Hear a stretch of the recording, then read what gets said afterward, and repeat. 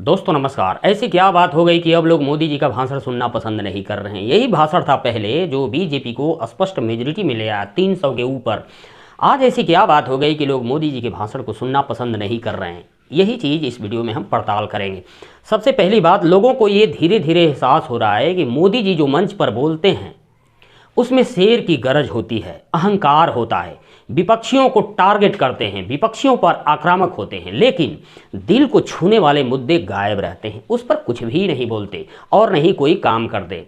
मोदी जी जो मंच से बोलते हैं अक्सर वो ज़मीन पर उतरता नहीं है, और उतरता भी है तो उसका स्वरूप इतना गड़बड़ होता है कि पूछिए मत।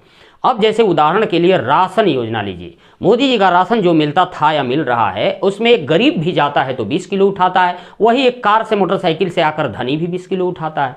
गरीब लज्जित हो जाता है कि ये क्या हो रहा है। प्रधानमंत्री किसान सम्मान योजना जो है उसमें 2000 रुपये किसान को 3 महीने के अंदर मिलता है।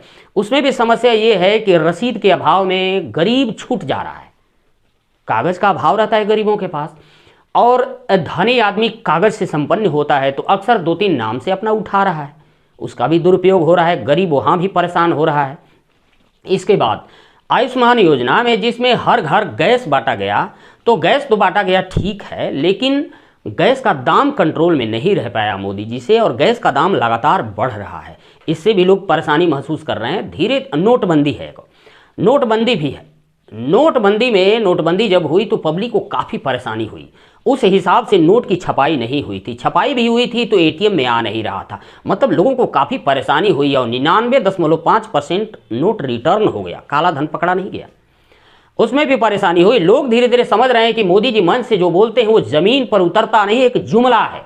इसीलिए लोग अब सुनना उतना पसंद नहीं कर रहे हैं और उनके खिलाफ धीरे धीरे माहौल बनता जा रहा है।